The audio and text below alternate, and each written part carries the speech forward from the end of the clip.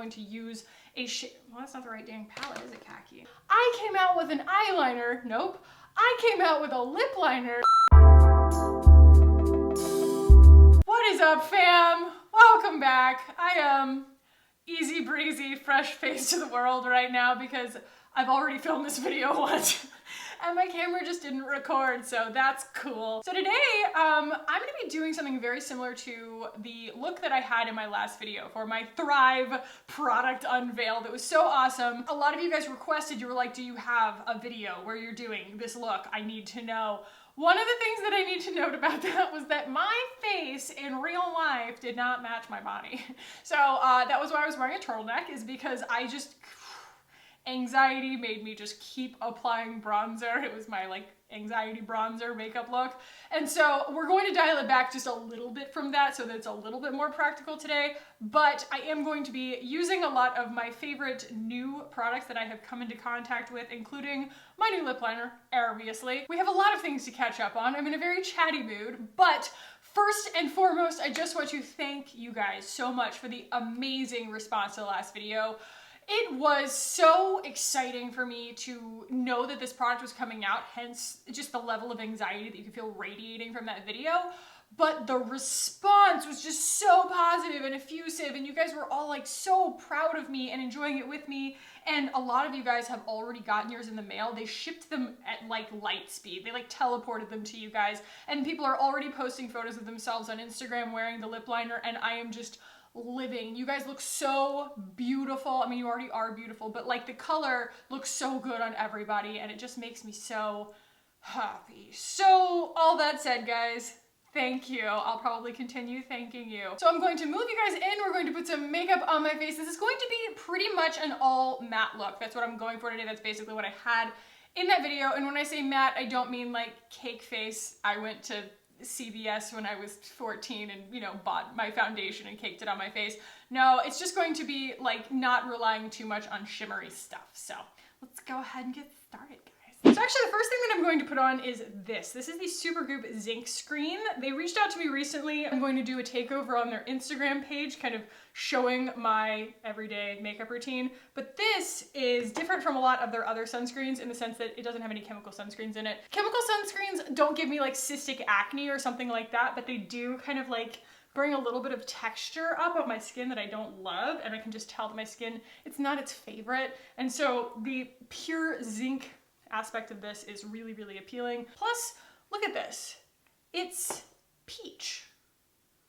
I don't know if it's gonna go ashy on deeper skin tones. I kind of don't think it will, just because it's very serum-y. Even though it's not a shade, it doesn't like look like makeup or something. It has a color correction aspect to it. Like if I put it on first thing in the morning, it just kind of helps, you know, camouflage the dark circles and things like that, which I can always use, I can always appreciate. So the foundation that I was wearing in that video was actually the Daily Correct CC cream from SuperGoop. This is not sponsored, this is just happens to be what I've been wearing on my face lately. I wore it in the shade Light, which is a little bit deep for me, and I've been wearing it kind of all summer, and again, like pulling the light back out of it with my Cover FX concealer, but you can tell, even though that's like my undertones, it's really nice, it's too dark for me. So I've now been mixing it with the Fair Light that they also sent me to kind of, you know, bring me up for the cooler months. And you can see it is a little bit too light for me, as I kind of expected when I bought it the first time. I was like, you know, I have a feeling I'm gonna have to buy both and mix them together like I do with the Airy Perez. It is almost full coverage. I've heard a lot of you guys say that you mix this with another foundation or another SPF or something like that. But I think that that's also the reason I always loved the IT Cosmetics CC Plus texture on my skin, the zinc or zinc oxide or whatever that's in the physical sunscreens. It makes beautiful full coverage because it's actually a physical barrier. And so that's why it does look so high coverage, but it's actually super, super functional in that sense. So I'm gonna go on with my Cover FX and kind of brighten back up. You can see it's not a perfect match. I'll still probably kind of bronze my neck a little bit and bring it up, but I wanna make sure that I put it right here because that's where my jawline blends into my neck. It's gonna be the most detectable place if it were to not match, and I don't wanna look like Kris Jenner.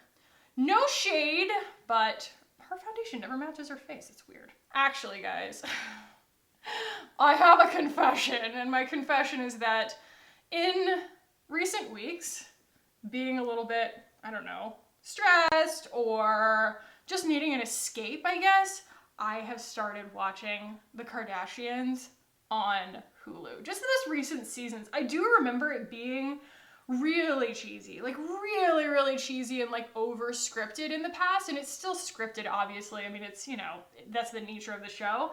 But I feel like since they just started cranking out children, like faster than anyone can keep track of them, like she's literally outsourcing it, I find that the show is just so much more chill and family oriented and just like, I don't know, it's interesting watching them all become adults. And Kim like talking about her old partying days and stuff. I definitely think that Kris Jenner has my favorite style out of all of them, but I have been just obsessively staring at Kim Kardashian's eye makeup.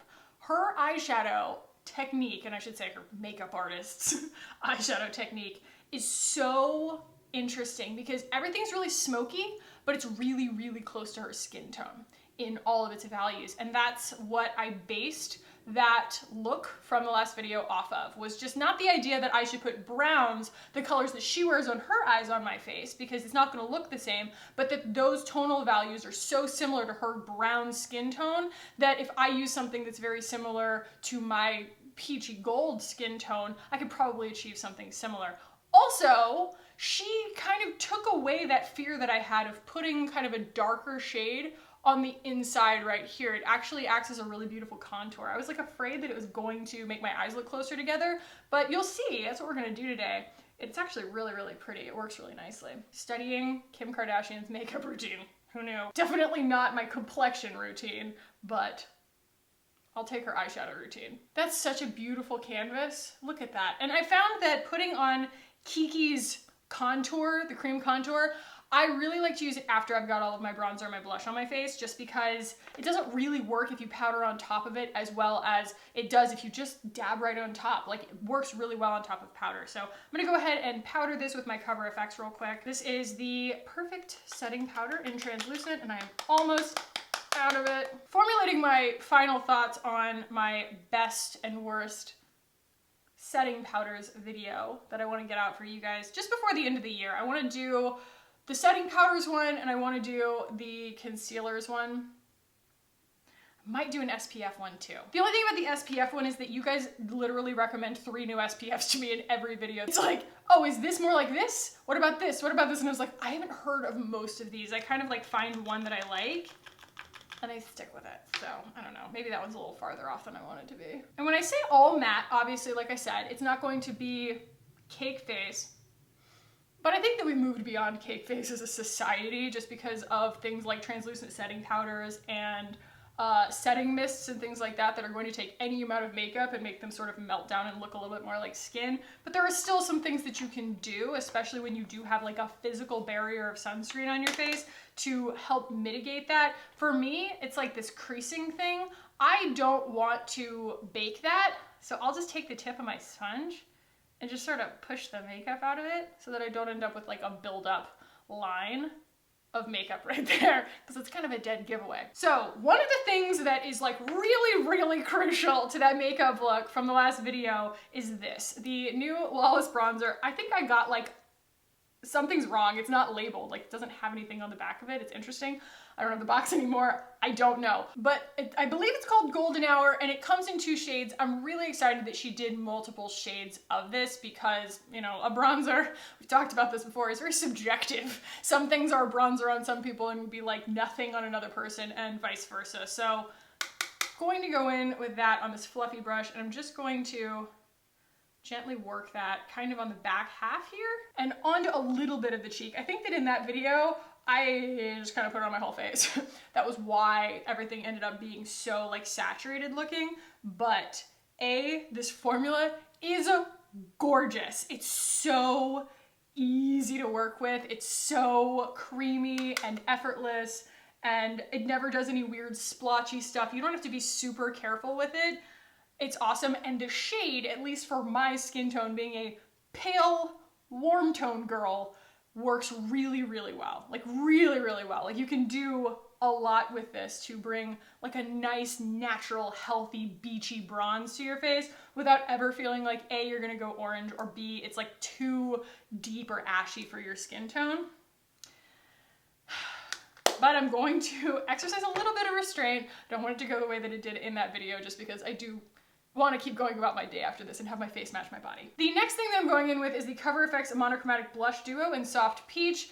I know that we have had a lot of kind of discussions about this product. Some people have said that this is getting discontinued, or it's just getting discontinued on Sephora.com. I'm not really sure. It does tend to go out of stock a lot. This is one of the only like shimmery products I'm going to use today, just because it's more of a mixing medium. It helps everything go on the skin in a really nice smooth way without depositing a lot of pigment, and then I'm going to go on top of it with the matte. So the other thing about this though, and it kind of alludes to a video that I'm working on right now, I am working on kind of cataloging a bunch of different products that are all over the spectrum in terms of cost. Pound for pound, ounce for ounce, how much you're actually paying for these products, because so many of these product lines, you guys, that claim to be affordable, once you actually calculate for pound what they cost, they're not that cost effective compared to buying from a prestige brand that's just giving you more products for your money. And to spoil it, guys, this, so far, out of all of the ones that I've interviewed, is the most cost-effective blush on the market in the clean beauty space that I have found, and by a long shot. It's not just like a couple bucks off. I mean, it is like leaps and bounds, light years more cost-effective than a lot of the things that you're buying like at the drugstore and stuff. So there will be a video coming out about that. There is a spreadsheet, just hold tight. And I'm going to go in with my PYT Heartbeat Cheek Color in Exhale. I really hope that this company is doing well. I haven't talked to them in a long time, and they messaged me when their brand first came out. I have done my absolute darndest to make sure that, you know, people know that there are some really, really good products from this line, but I just haven't heard much from them lately. Maybe I need to go check up on them, because I don't know. I mean, Hallie texted me the other day and she was like, savor your commodity gold. And I was like, what? She's like, the whole company just folded. And I was like, oh my God. So Commodity was a brand of perfume, and Commodity Gold I bought a while back. I just bought like the little like vial of it with the little spray on it, because I love all things vanilla, and it's this just rich, gorgeous, luxurious vanilla scent. And apparently they just completely ended as a company, and I'm really, really bummed about that. So I hope that PYT is doing well. I just haven't heard from them. I'm gonna take a little bit of my Well People Bio Brightener and just kind of bring a little bit of highlight to my face in the right places and blend everything together without adding a ton of shimmer. Have you guys been watching the British Baking Show? We're on week 4. We just finished week 4. I'm not going to spoil anything. Don't worry. I think that they are making their decisions this time a little bit more based on people's entire performance for the season, instead of the way that they always say that they do, which is like you get a fresh start every episode. If you watch this week's episode, you'll see what I mean, because I feel like the people that they are choosing to kick off are people who they have less faith in, not necessarily people who have made like egregious errors, which is very different from previous seasons. Let me know what you guys think. I know some of you guys watch it. Okay, like I said, now is the time for me to use the salt palette, and just the contour. And it goes, like I said, super, super beautifully on top of powder, more so than if you were to use it, in my opinion, underneath. You kind of lose the effect, and also I just feel like it actually behaves once it's on the skin more like a powdered product, oddly, than the cream that it is. I've discovered an all-new freedom to contour with this color. And even though I said we were gonna go like completely matte, I still want to use like a highlight, kind of, just for the effect. And I find that the Kosas is, I mean, that's almost matte. You know, there's no glitter. There's nothing actually like reflective there. It just has a really pretty silky texture. I'm just gonna use a little bit of that. And actually, should we do just a little bit of Papaya 1972? I think so. I think we do just a teeny tiny bit of Papaya 1972. Guys, I believe that you collectively were correct in saying that This only does the little red dots thing when it reacts to whatever certain chemical it is in the Umbra tint from Drunk Elephant, because it has not done it to me since, unless I'm wearing that particular SPF. So the Carmine or whatever it is, as long as you're not wearing that Umbra tint, I think that it will be okay. Okay, we have a face look. We have a complexion look. We're gonna move on to eyes now. I'm actually going to just put a little bit of the Westman Atelier foundation on my eyeballs as a primer here. You guys, oh boy, I don't know if you guys have been checking up on my community tab recently, but the rumors are true. I just spent way too much money on Barneys.com buying the new mascara, the new $62 mascara. I promise my wits are intact. It's just something that I need to do for this channel to make sure that we kind of cover our bases. I also ordered the bronzer and the blush. I have the foundation and the highlighter. We're going to do a full face of Westman Atelier and see if she is all she is cracked up to be, my friends. That mascara, I am so prepared to be disappointed by. Nothing beats Thrive, but at the same time, nothing is worth $62 in a mascara tube. I just want you guys to know my feet are firmly planted on the ground of reality. I have to know. Okay, we're gonna do this whole look on my eyeballs pretty much with the same brush. Gonna be using my Real Techniques Magnificent Metals little, you know, I don't even know what it is. It's 203. And I'm going to start with this shade right here. She is called New Moon, and this is in the Aether Beauty Summer Solstice palette, which I have not, honestly, shamefully, not actually done a full look with on my channel for you guys yet, because it's actually my favorite of all the Aether Beauty palettes, and I used it a little tiny bit in that video where I did the cool versus warm, but I want to give her the spotlight that she deserves. So, like I said, I'm actually putting a shadow, a deeper tone, right here, as well as out here, and that's going to create this, like, I don't know, more accentuated lid, I guess. I'm going to end up probably, you know, having less contrast. I just think that when it's matte and when you stay in the family of your natural skin tone, a lot of times people don't necessarily clock it even as eyeshadow. Like, the untrained eye will just be like, that's flattering. And that's mostly what I'm going for. Like, I don't mind people knowing that I'm wearing makeup, obviously. Like, I think that I can enhance what I've got. But if I can get away with it, you know, I'd love my eyeshadow to just not steal the show. All right, gonna go in with this shade right here called Soul. It is a very warm, kind of like rosy tan. I'm gonna go over that same area.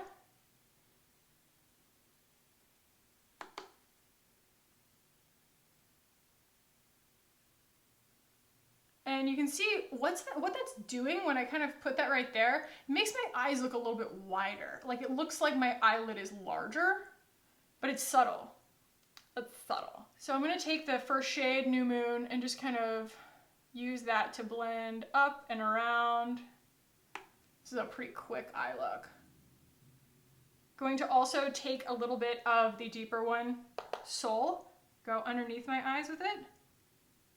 When it's this close to my natural skin tone, I can kind of get away with that. Plus, my eyeballs are really far up my face. It's not like a dig on myself, but like, it's just self-awareness, like proportion-wise. There's a lot of real estate right here. And so I feel like when I kind of bring this a little bit closer to my blush and everything like that, it doesn't leave such a vacant area of just like whiteness right there. And then I'm actually going to take same brush and just dip it very, very lightly in this shade right here, which is called Balance. And I'm gonna just touch, sorry, my camera cut off. It kind of helps that illusion, even though it's warm. All of these are pretty darn warm, which I think one of the more interesting things that you can tell, a lot of people said that they sat there and just sort of studied that thumbnail that I did for the warm versus cool, because one of the biggest things you'll notice is that my face looks lifted on one side and a little bit more receded on the other. The warm tones always bring things towards your eye. They're going to give something a more lifted appearance. And then the cool tones made everything look a little bit moodier, but also kind of a little bit lower and smaller. Isn't that interesting? Actually, I got kind of a weird comment, you guys. I'm not trying to call anybody out here. I'm putting that first shade, New Moon, on my lids. I don't want like a lot of contrast. And I got this weird comment where she was like, the idea that a palette needs to be specially made for deeper skin tones to be able to wear is a myth. And that she's like, I can get any shade to work on any skin tone. But she signed it a makeup artist. And I was like, I get it. Like, I get that, like, you know, you have credibility and I'm sure that what you're saying is true, but YouTube is full of professional makeup artists. Like, that's not what I'm trying to be. I'm trying to present kind of practical approaches to things, and I think that there actually is a lot to be said for things not going ashy on deeper skin tones, so I try to be as helpful as I can from an inclusivity standpoint, and I certainly would never want to sit here with a really ashy palette and be like, this works for everybody. I think that that's a lot worse of an approach for me to take. So I'm using the Bio Brightener right now, and I'm just using that to be my pale eyeshadow shade just because the palest shade in that palette is shimmery. I like it, it's just not what we're going for in this look today. So the last thing I'm gonna do on my eyeshadow look here that is fairly simple is to go in with this green shade right here that is like it's like a satin, I guess, but I just like it for the texture, the blendability, the fact that it doesn't have this like really bold presence. And I'm gonna use that as like a smudgy eyeliner. You're not going to clock it as green. It's just got enough of a like green undertone that I feel like it flatters brown eyes really nicely. And I'm not even making like a real line. I'm just kind of smudging it right into my lash line on like the outer third, maybe towards the outer half. And I don't know, I see this in very exaggerated ways, but if there's anything that I've learned from like drawing portraits and things like that, actually my old professor at Florida State used to tell me, she's like, I would do these commissioned portraits of babies, and you don't realize until you start doing it that if you add like the smallest amount of detail to a baby's face, you can take them from looking like they're 8 months old to 18 months old. Like really, really quickly, just based on the level of detail and characteristics on their face.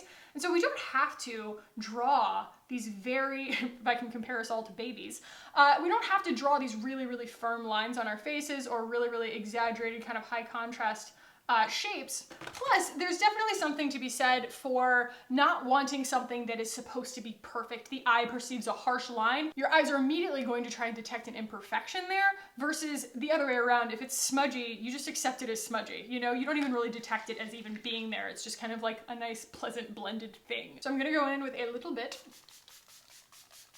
maybe a lot, of my Onami setting spray. Radical Setting Mist, kind of honestly like one of the best products I found this year. And I'm gonna do brows and mascara. So I had my first real facial yesterday. The practitioner was a little on the chatty side. Not my favorite, but she did a fantastic job on the facial itself. And she used all of these really natural products on my face. We made sure that there was no like lemongrass oil or anything like that in it. But one of the things that she used on me was this mask by the brand OSEA. It's called the Red Algae Mask, and it was incredible. It felt so active on my face. It was awesome. And she left it on for like a good 10 minutes. It was awesome. She said that she boosted it, I think, with a little bit more vitamin C. She likes to kind of cocktail her masks, but regardless, I found it really, really appealing and I wanted to buy it. I went online and it is sold out everywhere, probably because it's fantastic. Now, I did see that they have a white algae mask. Has anyone tried these? Please let me know. This is me like leveraging my community to help me find some information that I can't otherwise find online. If you have used the red algae mask and or the white algae mask, can you please let me know if like the white algae mask is replacing the red and that's why it's sold out, like it's never coming back, or if they're just as good, or don't buy the white, wait for the red, let me know, because it was awesome. Something else that I put a little bit of mascara on before I remembered. Something else that I have pulled from the Kim K repertoire has been curling my daggum eyelashes. I've never been an eyelash curling person, and I don't know, man. I watched her get down really close to the roots. It really opens up the eyelashes, makes them look longer and more evident, and that was what I did in that last video, and I think that it really made a difference in the actual look. And this eyelash curler is from Thrive. It seems great. I've never used a different eyelash curler, so I don't know. And the other thing that I've been doing that I actually did in that video that would not have been perceptible to the naked eye is actually, like, I almost never would typically use mascara on my lower lash line. But now that this exists, the new Well People Expressionist mascara, the volumizing, and it happens to exist in brown, I've been using this on my lower lashes, and it gives me a less exaggerated, like crazy, I don't know. The black mascara on my lower lashes is too much, basically, and this being matte and not quite as lengthening and also brown, it's a really good lower lashes mascara. So I'm gonna do that. Pretty straightforward. It's just a lot more subtle. So the only thing left to do, you guys, is my lip liner and my lipstick. And when I say my lip liner, I mean my lip liner. It's called Kackie. If you guys didn't watch the video or for whatever reason haven't seen anything on my Instagram lately, I came out with an eyeliner. Nope. I came out with a lip liner with Thrive, and it is named Kackie, and it is the most unbelievably perfect shade of mocha brown. And I want to put it on my mouth right now. I think that this is a very appropriate makeup look for the fact that tomorrow is the fall equinox. We have some very crisp highs of 94 coming up this week. Definitely feeling fall here in Austin.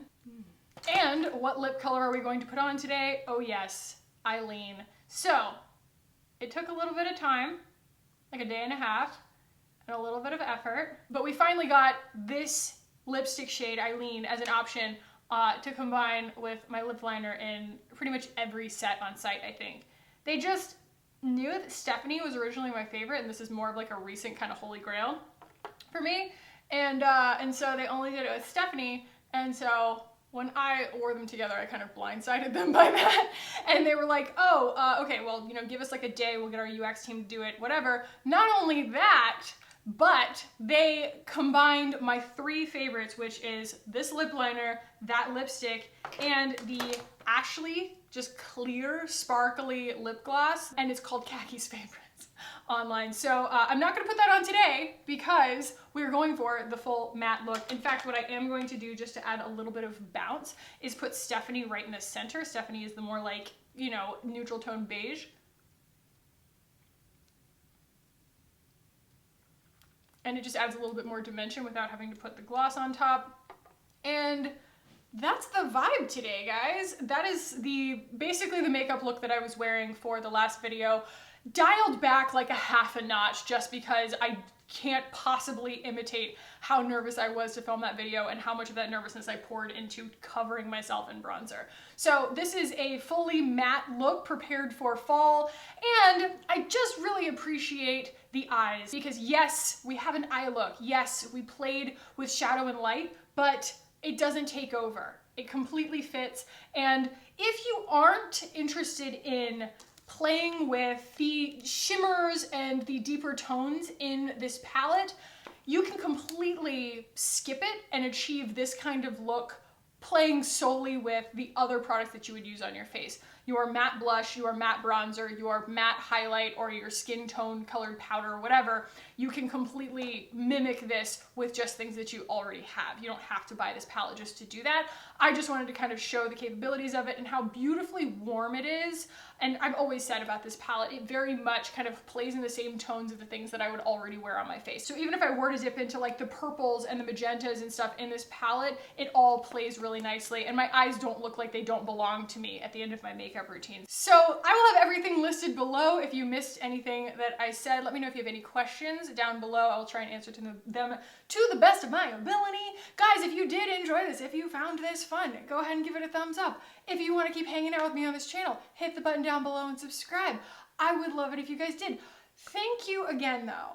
Thank you guys again so much for your amazing support and how amazingly wonderful this week has been with my launch with Thrive and everything. I can't say enough. It's just been so wonderful. So proud of this product. I have links to all the different combinations of the lip liner with all of the ways that I like to wear it. If you haven't watched that video, I will also link that below so that you guys can see it in action.